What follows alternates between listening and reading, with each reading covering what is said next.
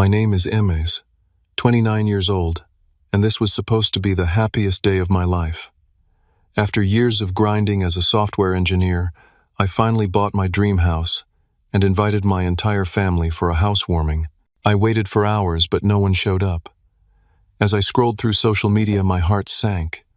Everyone was at my brother Garrett's new apartment celebration instead. Then, as I turned on the lights in my empty living room, my phone exploded with a message from my mom. "We need to talk, now." Before I begin my story, let me know where you're watching from in the comments below. Hit that like button and subscribe if you want to hear more stories about family drama and personal growth. I grew up in a middle-class family in suburban Chicago. Our neighborhood was nice enough with tree-lined streets and decent schools, but nothing fancy.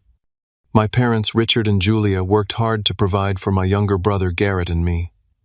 Dad was an accountant at a mid-sized firm, and Mom taught second grade at the local elementary school. We never wanted for necessities, but luxuries were carefully budgeted. From the beginning, it was clear that Garrett was the golden child. 3 years younger than me, he was everything I wasn't: athletic, outgoing, and effortlessly popular. While I was the quiet kid who spent hours taking apart computers in the basement, Garrett was the star quarterback who brought home trophies and had a new girlfriend every month. Don't get me wrong, Garrett wasn't a bad kid. He was charismatic and could charm anyone with his easy smile and confident demeanor. But beneath that charm was a deep irresponsibility that our parents seemed blind to. He would forget chores, miss curfews, and talk his way out of consequences with creative excuses that my parents always accepted. Meanwhile, I was held to a different standard. One tardy homework assignment would result in a lecture about responsibility and potential. My early interest in computers was treated as a quirky hobby at best. When I joined the coding club in high school, my achievements went largely unacknowledged. I still remember winning the state programming competition junior year. The event was held on a Saturday morning, the same time as one of Garrett's regular season football games. I stood on stage receiving my trophy, scanning the audience for my parents' faces, only to find my Aunt Meredith, who had come in their place. "They're really sorry, honey," she explained later. "But you know how important these games are for Garrett's college prospects." College marked another stark contrast in our treatment. I was accepted to Northwestern University for computer science, a proud moment quickly dampened by my parents' sticker shock at the tuition. "We'll help where we can," they said, "but you'll need to take out loans and work part-time." I ended up working 3 part-time jobs while maintaining a 4-point GPA. Meanwhile, Garrett got a football scholarship to Illinois State. When his grades slipped and he lost the scholarship after freshman year, my parents dipped into their retirement savings to keep him in school. "He needs the college experience," they justified. "He's finding himself." I graduated with honors and minimal ceremony. My parents attended graduation but left early to drive to Garrett's end-of-year party 3 hours away. I tried not to take it personally. Instead, I channeled my energy into my career, landing a job at a prestigious tech company in Chicago. Over the next 5 years, I climbed the corporate ladder while Garrett bounced between jobs: bartender, personal trainer, sales rep for a supplement company. Each new position was announced with enthusiasm by my parents. "This is the one that will stick." None did. Often, these job changes coincided with moves back to our parents' house, where he would stay rent-free until he got back on his feet.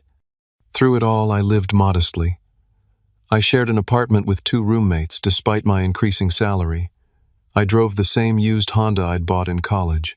Every bonus and raise went straight to savings, while I watched online real estate listings grow more competitive by the month.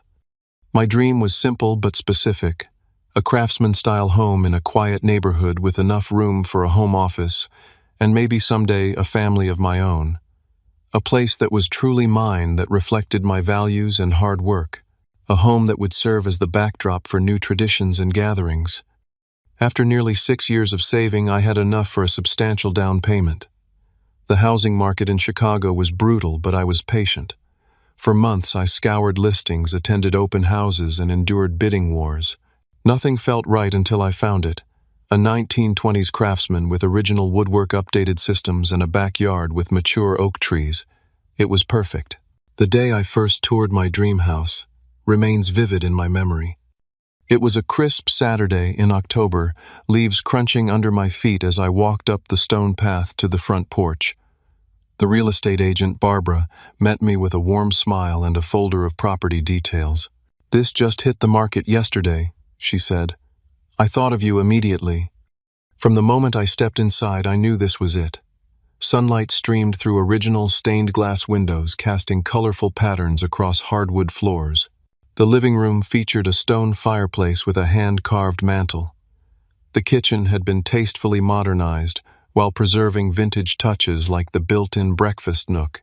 Upstairs, 3 bedrooms offered plenty of space, including a perfect corner room for my home office, with views of the backyard.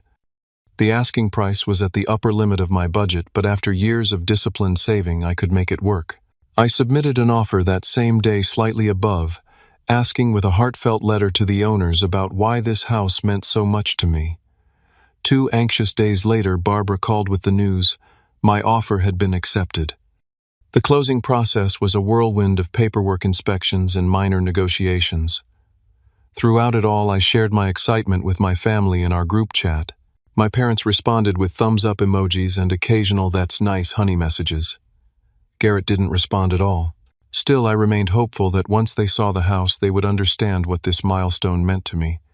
The day I signed the final papers and received the keys was emotional. Barbara snapped a photo of me standing proudly on the front steps, keys in hand. "Congratulations, homeowner," she said. I walked through each empty room that evening, planning furniture arrangements and color schemes. This was more than a purchase. It was the physical manifestation of years of hard work and sacrifice. Over the next 3 weeks, I threw myself into making the house a home. I painted the walls in warm, inviting colors. I splurged on a comfortable sectional sofa for the living room and a solid oak dining table that seated 8.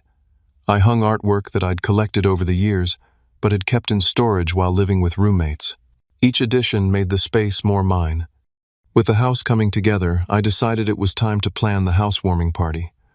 I wanted my family to be the first to see my new home, to share in this achievement before I invited friends and colleagues. I created a digital invitation with photos of the house and details for a Saturday afternoon gathering 3 weeks away. "Come celebrate with me," I wrote. "Food and drinks provided. No gifts necessary. Your presence is all I want." I sent the invitation to my parents, Garrett, both sets of grandparents, my 3 aunts and their families, and my 2 cousins who lived in the Chicago area. I followed up with personal text messages to each of them, emphasizing how much their attendance would mean to me. The responses trickled in over the next few days. My maternal grandparents regretfully declined due to my grandfather's health issues, but promised to visit soon. Everyone else responded positively. "Wouldn't miss it," texted my Aunt Meredith. "So proud of you," wrote my paternal grandmother. My parents confirmed they would drive up from the suburbs.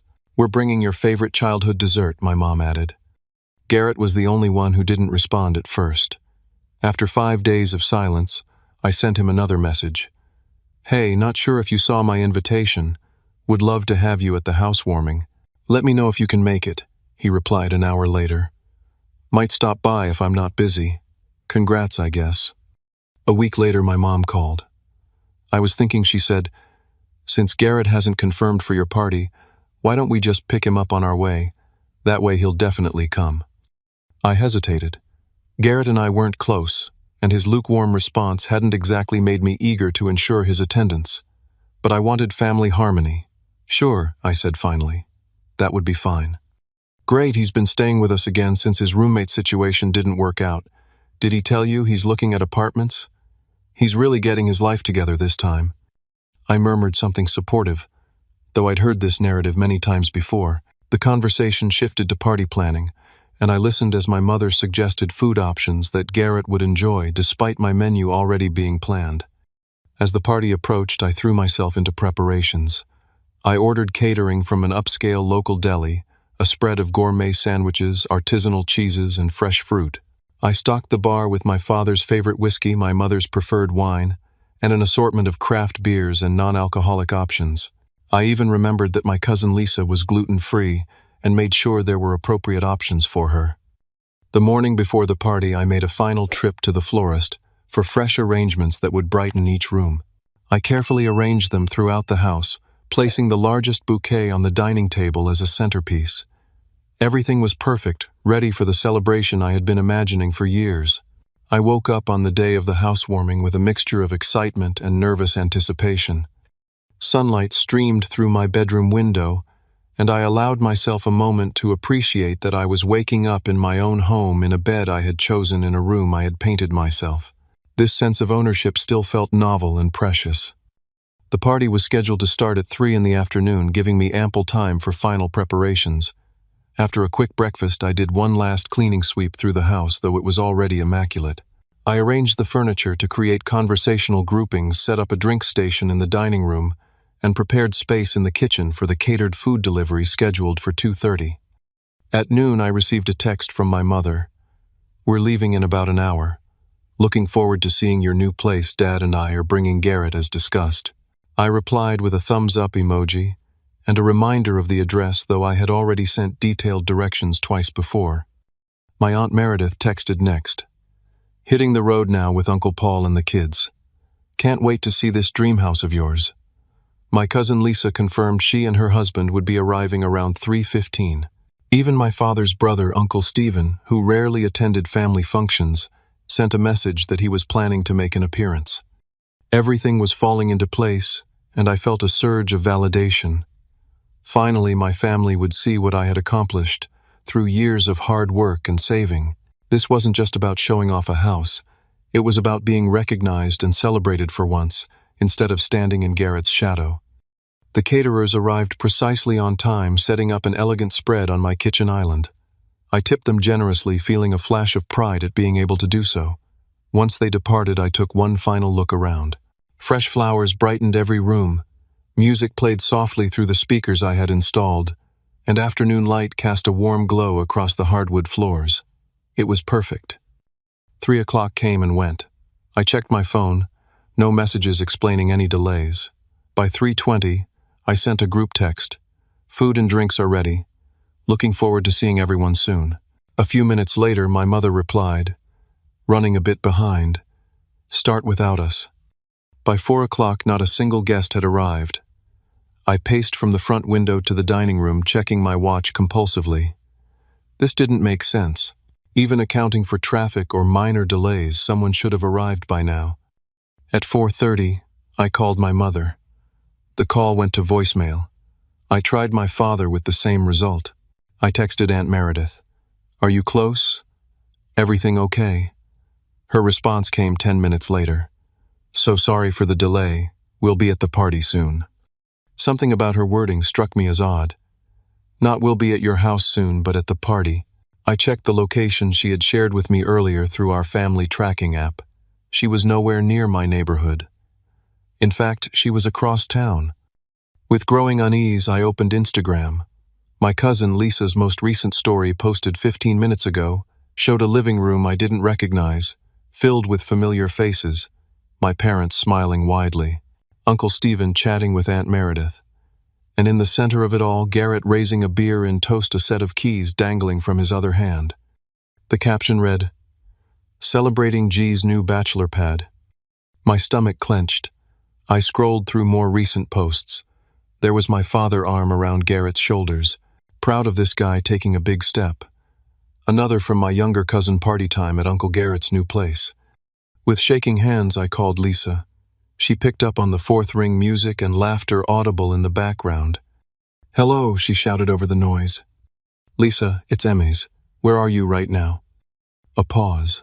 "Oh, Emma's, hi." Her voice became muffled as though she had covered the phone.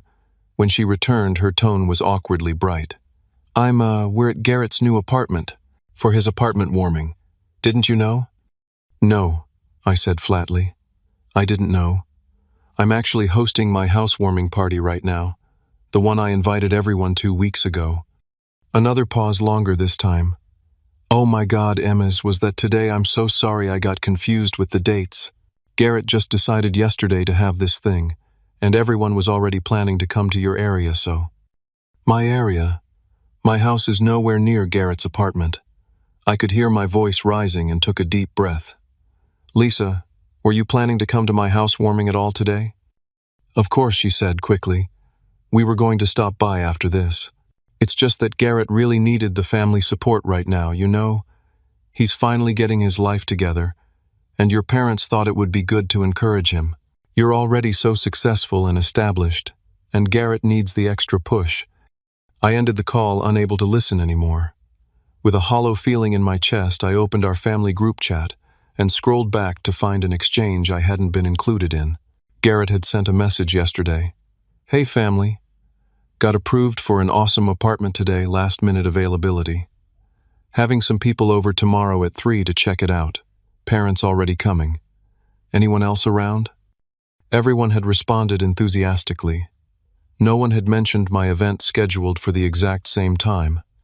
I walked slowly through my empty house, turning on lights as the afternoon sun began to fade. The food sat untouched on the kitchen counter. The carefully selected wines remained uncorked. The flowers, which had seemed so vibrant hours ago, now appeared garish against the quiet emptiness. As I turned on the last light in the living room, my phone buzzed with a new message. From my mother, "We need to talk. Now." I stared at my mother's text message for a long moment, a storm of emotions raging inside me. Anger, hurt, betrayal. They all competed for dominance as I stood alone in my perfectly prepared home with no one to share it with. My thumb hovered over the screen, tempted to type something scathing in response. Instead, I set the phone down without replying and sank onto my new sofa. The silence in the house was deafening. This wasn't how today was supposed to go. This was supposed to be a day of celebration, of acknowledgement, of finally stepping out of Garrett's shadow and into my own light. Instead, I had been relegated once again to an afterthought, my achievement deemed less important than Garrett's latest whim. Unable to resist, I picked up my phone again and continued scrolling through social media posts about Garrett's impromptu gathering. Each image was like a knife twist. There was my entire extended family crowded into what appeared to be a fairly standard apartment with rental-grade finishes and minimal furnishings. Nothing like the carefully restored historic home I had saved years for. My cousin Derek had posted a video tour narrated by an enthusiastic Garrett. And this is the living room, perfect for game days. Bedrooms through there, king-size bed already delivered. Kitchen's small, but who cooks anyway, right? The comments section was filled with family praise. Such a great space. Perfect bachelor pad. So proud of you taking this step. My father had commented, "Big moment for my boy." I switched to the family group chat I hadn't been included in. The conversation revealed that Garrett had only viewed the apartment yesterday morning, signed the lease immediately, and spontaneously decided to host a gathering. No planning, no preparation, just a last-minute text. And everyone had dropped everything to be there, including abandoning their commitments to me. The most painful discovery came from a screenshot someone had shared of my parents' conversation with the landlord. "We'll cover the security deposit, and first 3 months," my father had written. "Just don't mention it to Garrett, we want him to feel independent." So Garrett hadn't even secured this apartment on his own. He was being subsidized yet again while I had scrimped and saved for years to afford my home on my own terms. The injustice of it burned like acid. I tried calling my parents again, but still no answer. Finally, I called my Aunt Meredith, who had always been slightly more understanding of my position in the family. She answered on the second ring, her voice hushed. "Emies, I can't really talk right now." "Then just listen," I said, fighting to keep my voice steady. "I want to understand what happened today. Everyone confirmed they were coming to my housewarming, an event I planned weeks ago. Then Garrett decides yesterday to have people over, and suddenly my event doesn't matter." Aunt Meredith sighed. "It's complicated, honey. Your brother, he made it sound like an emergency. Said he finally had a breakthrough and needed family support right away. You know how he can be." "And what about my breakthrough? What about my support?" "You're different, Ems. You've always been so independent, so capable. Garrett needs more guidance, more encouragement. So being responsible and self-sufficient means I deserve less family support, less celebration, less love." My voice cracked on the last word. "Of course not," she said quickly. "It's just that your parents feel Garrett is at a critical juncture. He's struggled so much and they think this apartment is a sign he's finally maturing. They didn't want to dilute that momentum." By coming to my housewarming, the home I saved for 6 years to buy, that would dilute his momentum. Aunt Meredith's voice dropped even lower. Your mother suggested stopping by your place after Garrett's gathering, but he got upset. Said if people left his party early to go to yours, it would make him feel second best. Your parents didn't want to trigger his insecurities. I laughed bitterly. Heaven forbid Garrett feel insecure. Meanwhile, I'm standing alone in a house full of food and flowers looking like an idiot. I'm sorry, Emmys. I should have stood up more. We all should have. In the background, I heard my mother's voice calling for Meredith. I have to go, she said hastily. Your parents were talking about coming over later. Just try to be understanding. Okay. After hanging up, I wandered through each room of my empty house, turning on every light, as if illuminating the space could somehow fill the void left by my family's absence. In the dining room, I stared at the untouched charcuterie board. In the living room, the carefully arranged furniture waited for guests who never arrived. Upstairs, in what would be my home office, I had set up a small display of my professional achievements, framed certificates, a published article, a photo of me with my team after a successful product launch, achievements that apparently weren't worth my family's time to acknowledge. I returned downstairs and was contemplating whether to start packing up the food when my phone lit up again. This time it was an Instagram notification. Garrett had tagged me in a post. With a sense of dread, I opened the app. The photo showed Garrett standing in his new kitchen raising a beer bottle. The caption read, "New beginnings. Sorry, Emma's Carter couldn't make it to the celebration. Next time, bro." I hadn't been invited. He was publicly pretending I had chosen not to come rather than acknowledging that he had hijacked my event and stolen my family's attention on my special day. The calculated nature of this move struck me as particularly cruel. As I sat processing this latest insult, my doorbell rang. Through the peephole, I saw my parents standing on the porch with Garrett slouched behind them looking at his phone. It was nearly 8 o'clock, 5 hours after my party was supposed to begin. I opened the door but didn't invite them in immediately. "Well, look who finally remembered I exist," I said, unable to keep the bitterness from my voice. My mother stepped forward with an artificial brightness. "Eames, honey, we're so sorry about the mix-up today. Can we come in? Your house looks lovely from the outside." I stepped aside wordlessly, allowing my parents and Garrett to enter. My mother made a show of looking around with exaggerated appreciation. "Oh, Eames, this is just beautiful. Look at these original hardwood floors, Richard, and that stained glass. They don't make craftsmanship like this anymore." My father nodded, hands in his pockets, offering a perfunctory, "Nice place, son. Real solid investment." Garrett trailed behind them, barely glancing at his surroundings, still scrolling through his phone. When he did look up, it was with a dismissive shrug. "It's cool, I guess. Kind of old-fashioned, though, isn't it? My place has smart technology built in. Your place that Mom and Dad are paying for."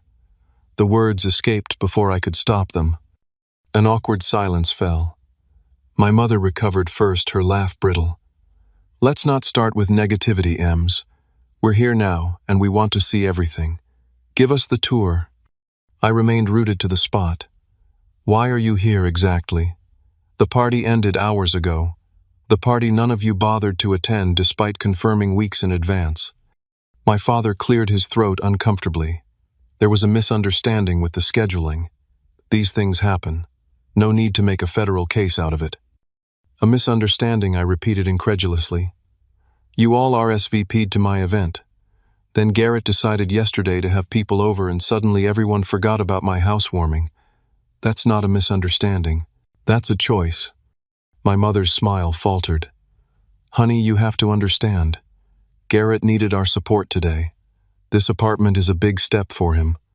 And buying a house wasn't a big step for me. Something I worked and saved for years to achieve without anyone's help." "That's different," my father interjected. "You've always been the responsible one. You don't need the same kind of encouragement Garrett does. He's still finding his way." Garrett smirked, though he quickly composed his face when my mother glanced his way. "Yeah, bro. Not everyone can be perfect like you. Some of us are still figuring things out." "At 32, I challenged.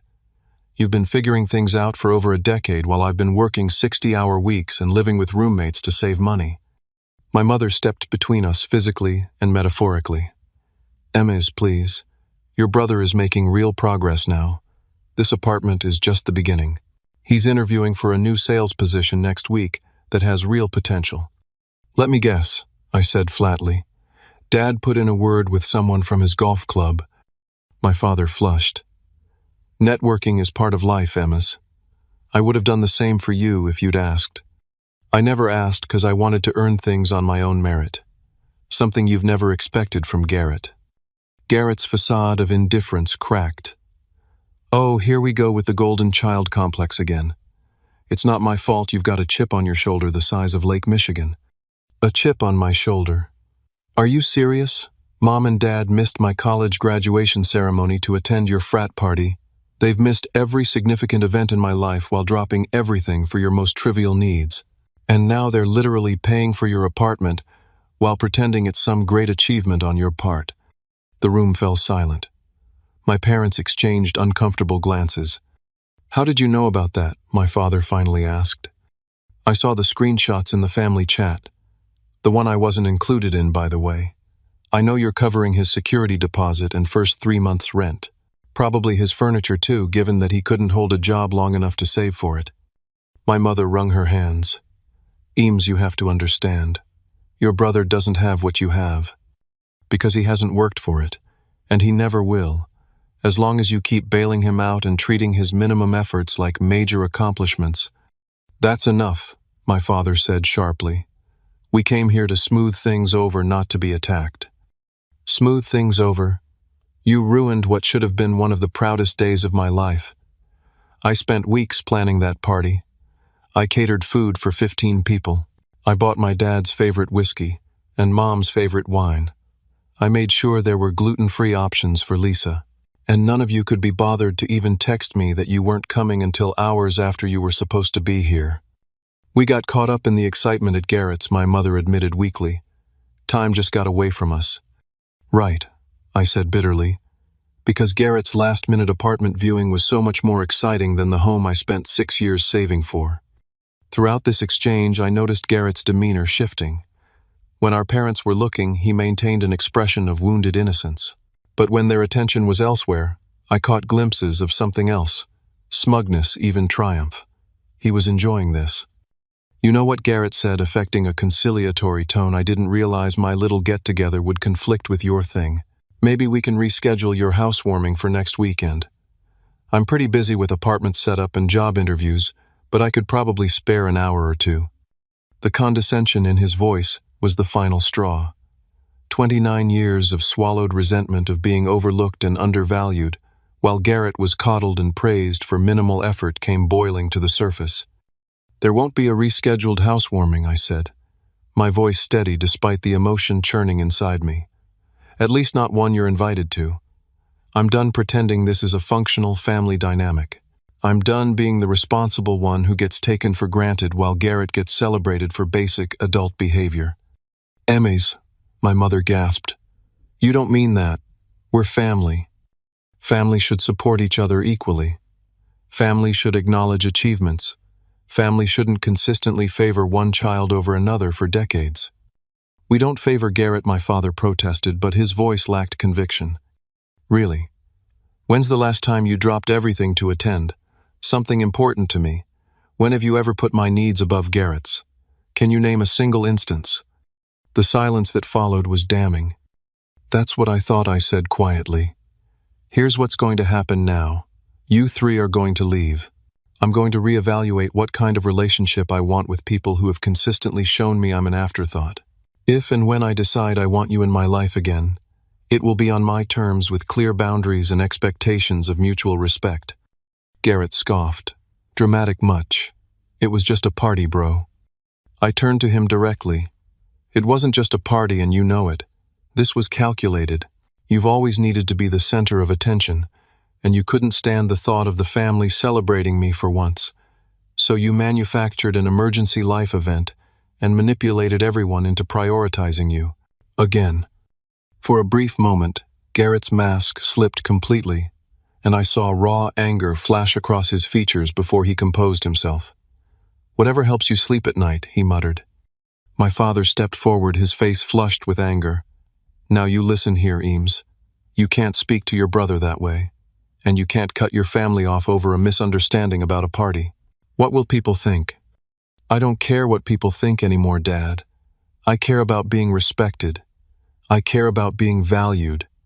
And clearly those aren't things I can expect from this family." "If that's how you feel," my father said stiffly, "maybe we should go." "I think that's best." My mother began to cry. "Please, Emma, don't do this. We can work this out." "Maybe someday," I said, softening slightly at her tears despite myself. "But not tonight. Tonight I need you to leave." As they filed toward the door, Garrett paused and leaned in, speaking low enough that our parents couldn't hear. "You'll cave first," he said confidently. "You always do. And when you come crawling back, begging to be part of the family again, I'll be sure to remind everyone how you overreacted and ruined my big day." I met his gaze steadily. "Enjoy your subsidized apartment, Garrett. I'll be here in the home I earned, living my life on my own terms. Let's see which one of us is happier in the long run." I closed the door behind them, the sound echoing through my empty house. For the first time that day, the silence felt right, necessary, the beginning of something new. The days following the confrontation with my family were eerily quiet. My phone, usually buzzing with messages from the family group chat, remained silent. No calls from my mother checking in. No forwarded jokes from my father. No random requests for tech help from extended family members. It was as though I had suddenly ceased to exist in their world, a feeling both painful and strangely liberating. I took a week off work to process what had happened and settle into my new home properly. Each morning I woke up and reminded myself that this house was a testament to my hard work and discipline. No one could take that away from me, even if they had tainted the celebration of it. By the third day, the silence from my immediate family was broken by a text from Aunt Meredith. "Thinking of you. Call when you're ready." I appreciated her reaching out but wasn't ready to engage yet. I needed time to sort through my feelings before I could have rational conversations about what had transpired. Instead, I reached out to a therapist my colleague had recommended months ago. Dr. Andrea Winters had an opening that week, and I found myself sitting in her comfortable office, pouring out 29 years of family dynamics in a 90-minute session. "What you're describing is a classic golden child divided by scapegoat dynamic," she explained after listening intently. "It's common in families, but that doesn't make it any less damaging. The overlooked child often develops a strong sense of self-reliance, but can struggle with feelings of worthiness and belonging." "That's exactly it," I admitted. "I've always felt like I had to earn love that Garrett gets unconditionally." Over the next few weeks, these therapy sessions became an anchor as I navigated my new reality. Dr. Winters helped me see that setting boundaries wasn't selfish, it was necessary for my emotional health. We worked on strategies for establishing healthier relationships moving forward, including with family members if and when I chose to reconnect. Meanwhile, my colleagues at work had noticed something was off.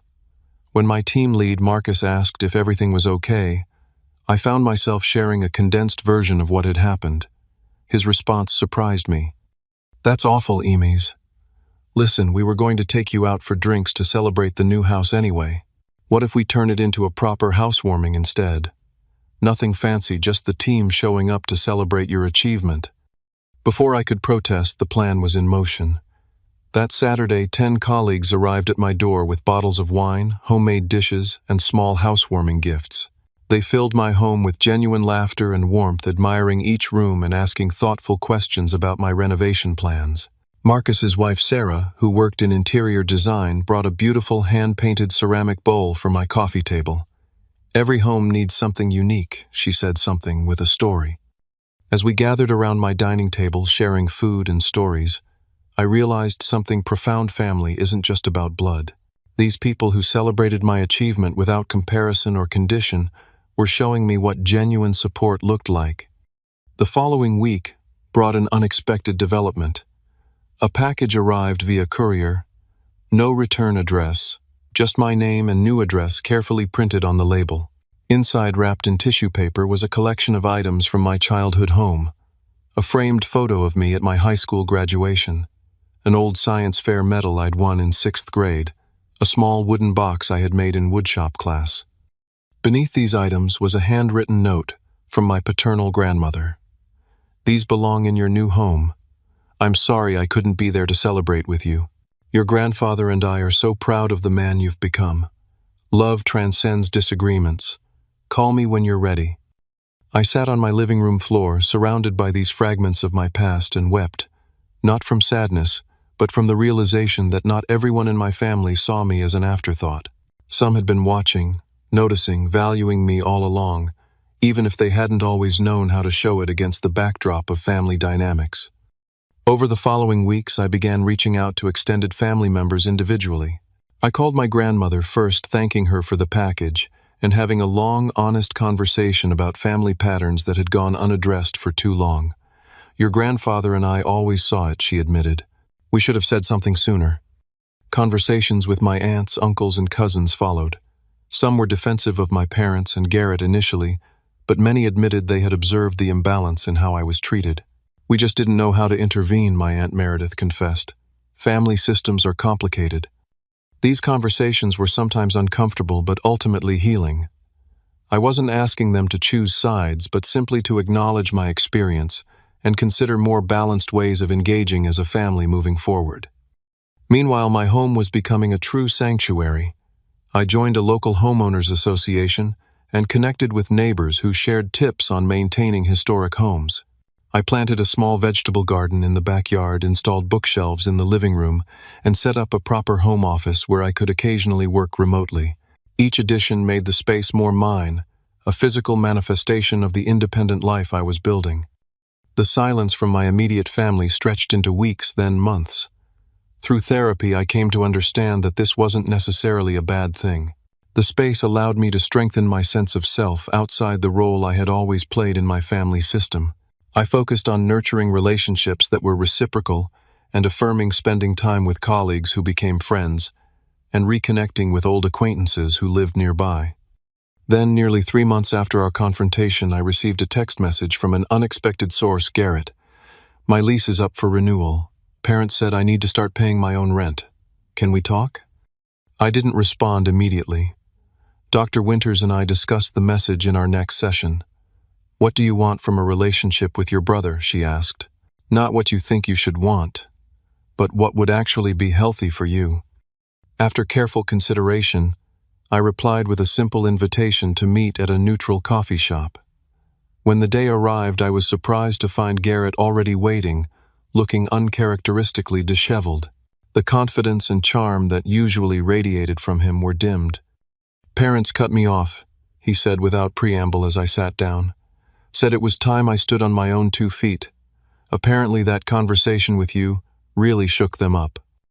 "I'm sorry if things are difficult," I said carefully, "but I'm not sorry for speaking the truth." Garrett stared into his coffee cup. "I always thought you had it easy. The smart one, the responsible one, the one who never seemed to struggle with anything." He looked up, meeting my eyes. "I never realized you were working that hard, saving for so long for your house. I guess I just assumed things came easily to you." "Nothing has ever come easily to me, Garrett. That's the point you and Mom and Dad could never seem to grasp." A long silence stretched between us. Finally, Garrett spoke again. "I lost the apartment.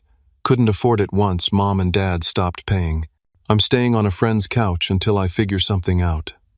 "What about that sales job Dad lined up?" Garrett's laugh was hollow.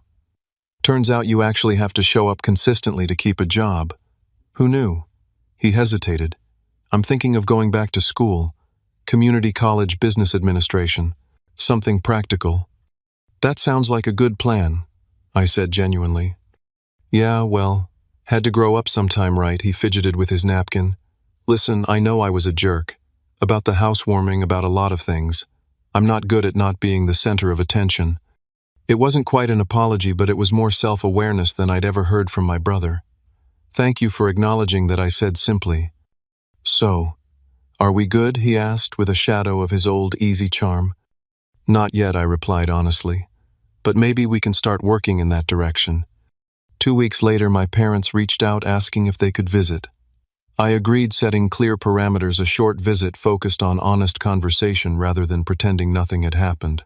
When they arrived, I was surprised to see them looking older, more uncertain than I remembered. "We've been doing some reflection," my mother said once we were seated in the living room, "and some counseling," she added almost reluctantly. "Your confrontation forced us to look at patterns we didn't want to acknowledge," my father continued. "The way we've enabled Garrett at your expense. The way we've taken your responsibility and independence for granted, instead of celebrating it. We're trying to do better," my mother added. "With both of you. Setting healthier boundaries with Garrett hasn't been easy, but it was necessary. And we want to truly see you, Eames. Truly celebrate your accomplishments and support your journey." I didn't rush to forgiveness or promises of resumed closeness. Instead, I thanked them for their reflection and suggested we take small steps toward rebuilding trust. A monthly dinner, perhaps. Open communication about expectations. Family therapy sessions if they were willing. As fall turned to winter, these tentative steps toward reconciliation continued. Some conversations were difficult old patterns, threatening to reassert themselves. But there was a new awareness on all sides, a commitment to doing things differently that gave me cautious hope. The first holiday season in my new home became a test of these evolving relationships.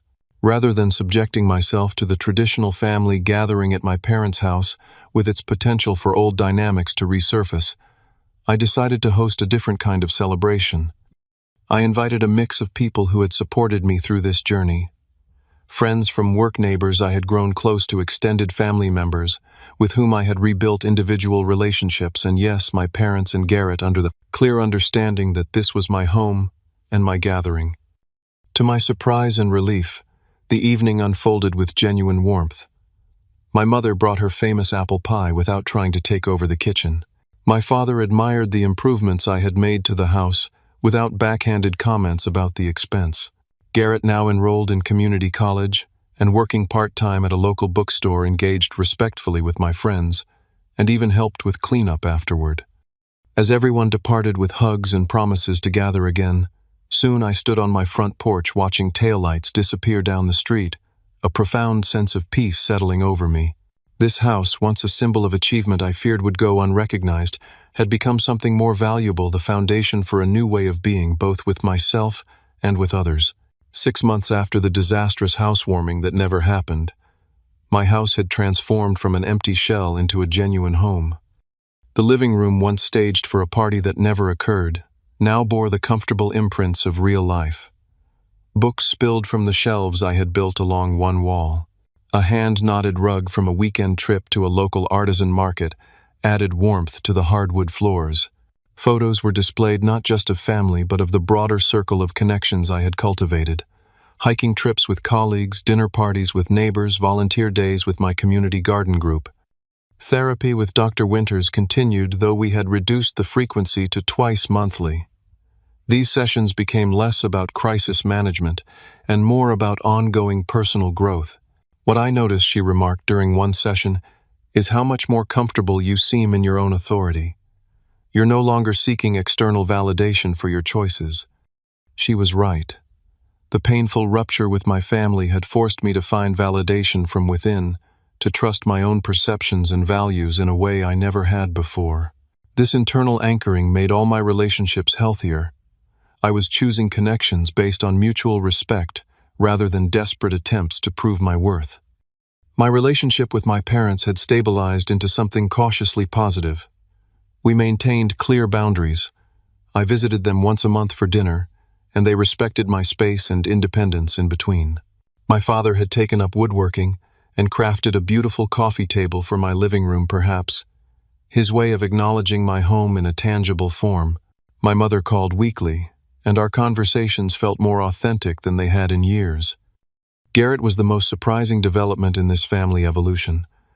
Without our parents' constant financial safety net, he had stumbled initially but eventually found his footing.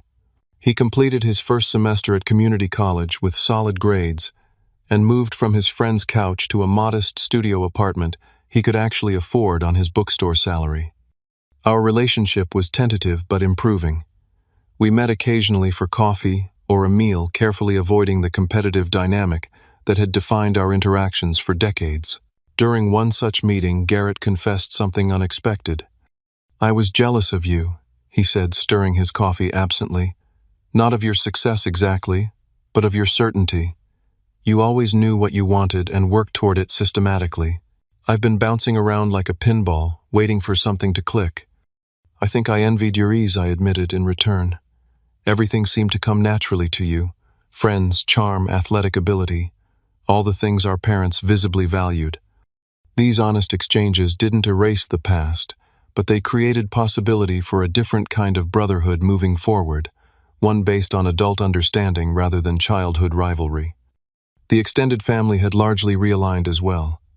After initial awkwardness, most relatives had made efforts to connect with me individually, independent of larger family gatherings. My grandmother in particular had become a regular visitor, often bringing plants from my garden or recipe cards from her collection. "I always saw myself in you," she told me during one visit, "the quiet one who notices everything but doesn't always speak up." Perhaps the most profound change was in how I approached holidays and celebrations. Rather than trying to fit myself into traditional family gatherings that often left me feeling overlooked, I began creating new traditions that reflected my values. For Thanksgiving, I hosted a Friendsgiving that included colleagues, neighbors, and friends who couldn't travel home.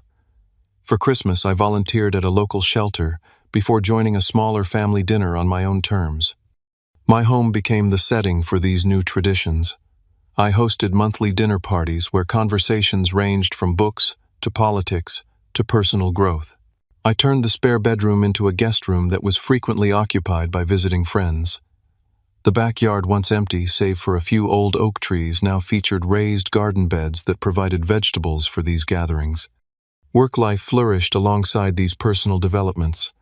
The boundaries I had established in my personal relationships extended to my professional ones as well. I became more selective about which projects I took on, more vocal about my contributions, more confident in negotiating for what I deserved. This resulted in a promotion to senior developer and the opportunity to lead a team on a major new initiative. One rainy Saturday, about 6 months after the confrontation, I received an unexpected text from Garrett. "Found some old family photos while cleaning out my storage unit. Thought you might want some for your house. Okay to drop by tomorrow." When he arrived the next day, he was carrying a shoebox filled with family photographs spanning decades. We sat at my dining table sorting through them, reminiscing and occasionally laughing at forgotten moments. Near the bottom of the box was a photo I had never seen before, me at about 7 years old, intensely focused on building something with a computer kit, while Garrett, around 4, watched with undisguised admiration. "I used to think you were the smartest person in the world," he said quietly, looking at the photo. "I wanted to be just like you, but I couldn't figure out how your brain worked. It was easier to go the other direction, you know. If I couldn't be the smart one, I'd be the fun one, the athletic one, the popular one." "I had no idea," I admitted. "I always thought you looked down on my interests." "Nah, man. I was intimidated by them." He handed me the photo. "This one should definitely go on your wall." That night after Garrett left, I framed the photograph and hung it in my home office. Not as a symbol of reconciliation necessarily, but as a reminder of the complexity of relationships, the way perspectives can differ so dramatically, and the possibility of seeing old patterns through fresh eyes. As spring arrived, bringing new growth to my garden and fresh light through my windows, I found myself reflecting on the journey of the past year. The house that had once represented a personal achievement to be validated by others had become something far more significant, a physical manifestation of my values, boundaries, and authentic connections. The failed housewarming that had caused such pain now seemed like a necessary catalyst, forcing issues to the surface that had simmered beneath family dynamics for decades. The confrontation that followed had been painful but ultimately freeing, allowing everyone involved to examine and adjust patterns that weren't serving any of us well. My therapist had once asked me to consider what home truly meant to me. At the time, I had given a superficial answer about safety and comfort. Now I understood it was much more. Home was the space where I could be fully myself without contortion or apology. It was built not just of wood and stone, but of boundaries, self-respect, and connections that honored rather than diminished my worth. One evening, as I sat on my back porch watching fireflies illuminate the garden I had planted with my own hands, my phone buzzed with a text from my mother. "Your father and I were thinking of stopping by this weekend if you're free. He finished another woodworking project he wants to show you." I typed back, "Sunday afternoon works. Looking forward to it." And I realized with quiet amazement that I genuinely was looking forward to it. Not with the anxious hope for validation that would have colored such a visit in the past, but with the calm assurance of someone who knows their worth, isn't dependent on others' recognition. The house around me, once just a structure I had saved for and purchased, had become a true home, filled with memories I had chosen, to create relationships I had intentionally nurtured, and a peace that came from living authentically. The journey hadn't been what I expected, but it had led exactly where I needed to go. Have you ever had to stand up to family members who consistently overlooked your accomplishments? How did you find the courage to establish boundaries with loved ones? Share your experiences in the comments below, and don't forget to like and subscribe if this story resonated with you. Remember, building a life that honors your true self is the most important home you'll ever create. Thank you for joining me on this journey of self-discovery and growth.